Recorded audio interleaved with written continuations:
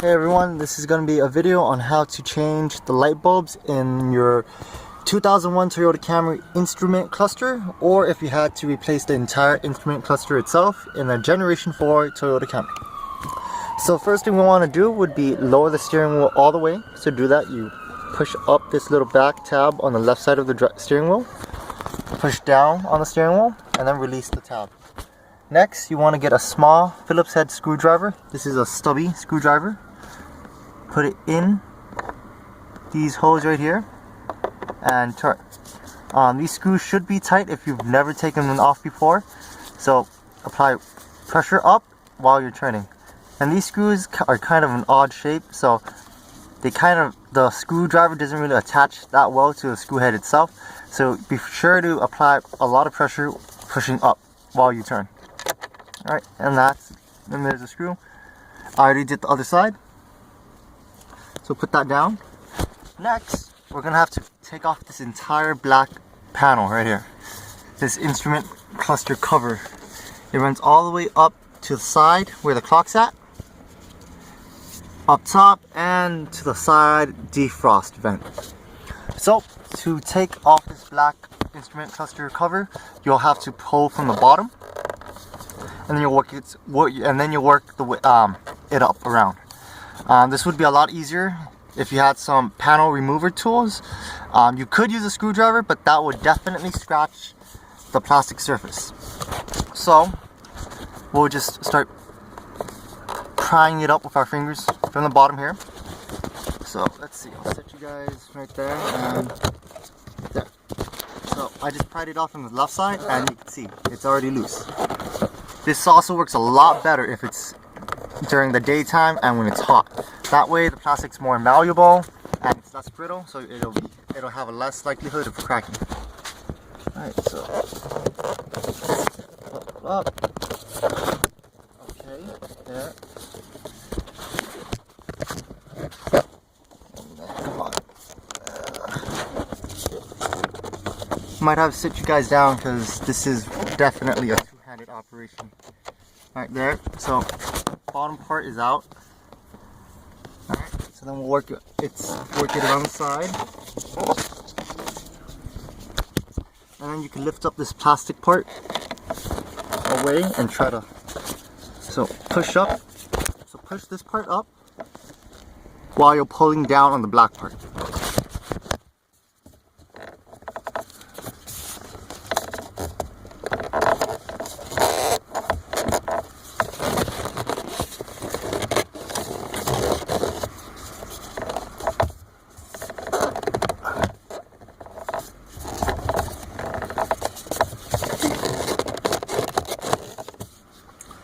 Definitely the trickiest part of the removal process. Once this is all out, it gets a lot easier. Let's see.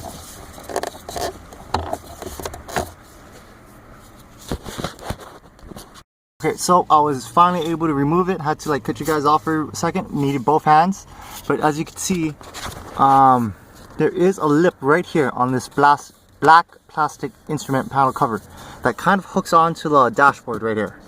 So that's why you had to lift up while pushing down on the black instrument cluster cover at the same time. Now, once we got that, we had to pry out the sides and carefully remove the clock area because there are tabs on the clock and the side vent. So now, with the instrument cluster cover out, I'll give you a look at the clips. So this is a clip for the clock. These are the two screws that screw into the dashboard. Clips on the bottom right here. More clips. And I did crack one of the clips that attaches to the defrost driver's side vent. Right here. Right there. So that one's cracked, but it's only one. And it's a 13-year-old car, so not that mad about it because it's bound to happen. So now that we have that black trim cover off, we have access to the instrument cluster. So the instrument cluster is held on by 4 screws, 4 Phillips head screws, 2 in the top, 2 in the bottom right here. So I'll give you a better shot at that with my screwdriver. So So let's see, there's one right here, right there, and then there's one on the other side of the bottom, right there, and then the two at the top. So we're gonna unscrew those with a longer Phillips head screwdriver. Let's see. Let's see. This one doesn't fit that well. I'm gonna get a better screwdriver, but pretty sure you all know how to remove Phillips head screwdrivers, so I'll be back once I remove those. Right, there we have it. We removed all 4 screws, 2 on the top, 2 on the bottom, and then now we can pull out the instrument panel cluster. So to do this, you want to pull it up. You want to pull it out from the bottom out first. So lift up from the bottom, and then pull it outwards towards you. There you go. And that's as far as I can get it out straight. So now we got to turn it. So we could remove. Oh, it's caught on the top there. Still caught on the top right there on the dashboard. There. So that's like about as far as I can go. So now we got to remove these connectors right there. So these connectors are relatively easy to remove. However, they're kind of in an awkward position. So all you have to do is push down on the top of the connectors. There's a little tab right there. And then push out. Push in and then pull out the connector. Let's see if we can do one for you. There it is. There's one. And there's a total of 3. And the wiring connector is pretty short, so you have to disconnect all the wires. And it's quite difficult, but if you need to access the bulbs all the way to the right side, you have to disconnect it. Alright, so I'll finish disconnecting the last 2, and we'll be back. Okay, so I finished disconnecting the other last 2 connectors. So the arrangement. Blue is, or I don't know if they might be different colors, but in this case, 2001 my Camry, blue is the one on the far left, white is the one in the middle, and brown is the far right connector. Alright, so here's the instrument cluster itself, and these are your bulbs, or these bigger ones, these bigger green ones. I don't know if it's gonna pick it up, but slightly bigger ones are size 194. And those are the lights that come on when you turn on your headlights. So when you turn on your headlights and the entire instrument panel turns light green, or there's a backlight to it, these are the bulbs that create that backlight. And these smaller bulbs right here in this crisscross pattern, these are your bulbs that control your drive selector switch. So it goes park. Here, I'll use a screwdriver. So it goes park, reverse, neutral, drive, second, low, and then I'm not exactly sure what this one is, but that's how it goes. So park, reverse, neutral, drive, second, and low. So I'm going to be replacing the drive bulb, and all of these backlight bulbs, because 2 of them blew, so that means the chances of the other 3 blowing are pretty high. And then these 2 are your turn signals. And then the ones across the bottom are your various indicator lights, where whether it be brake light, or your handbrake is on, door ajar light, busted tail light, radio's on, check engine light. All of those indicator bulbs are the ones along the side right here. Alright, so to switch out these bulbs, they're really simple. All you have to do is turn to your left. So watch, they're straight, turn to your left, you hear a click, pull out, and then you see your bulb. So there is a green plastic cover on top of it. This is what gives it the green hue when you turn on your headlights and you have your backlight. So to change this, or to change the bulb, all you have to do is pull out on the socket. So all we got to do is pull straight out, and there it is. So this is your old bulb. Hang on to this, the connector. Hang on to your connector. Put it right here. And then for the bulb, you don't have to necessarily take out that green cover, but I'm going to take it off. Some cars don't have this green cover. There's a slight whitish hue to it when you turn on your backlight, but I kind of prefer the green hue, so I'm going to take off this cover. So to take off this cover, all we have to do is stretch out or stretch at this green cover.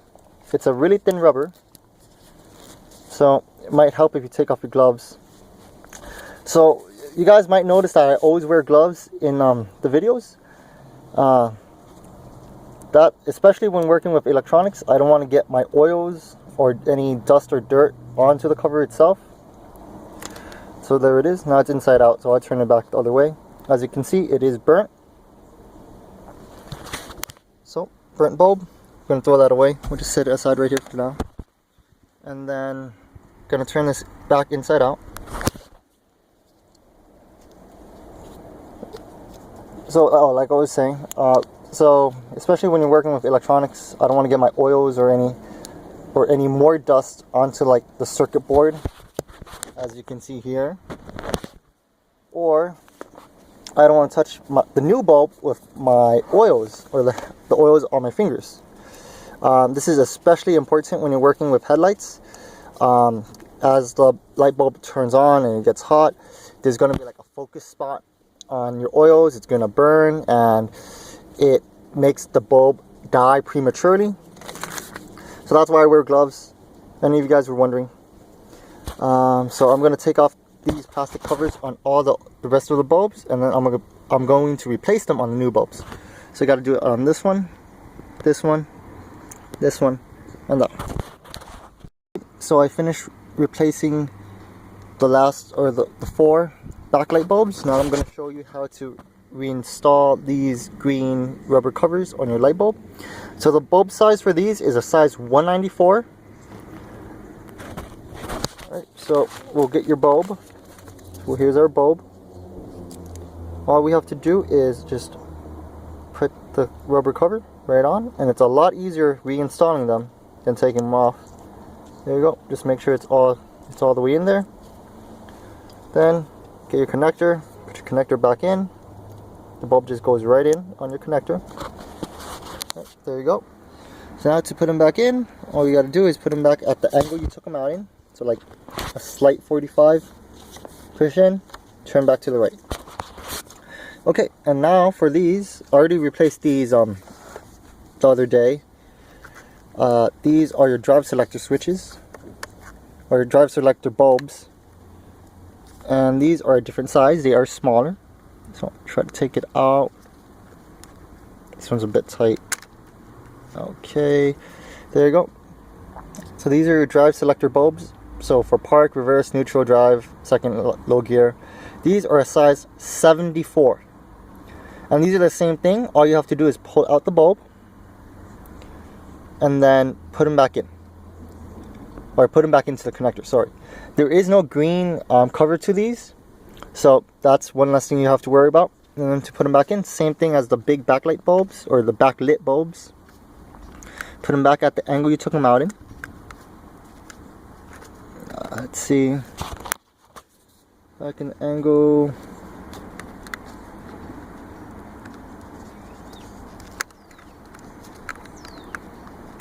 Alright, there it is. It's in.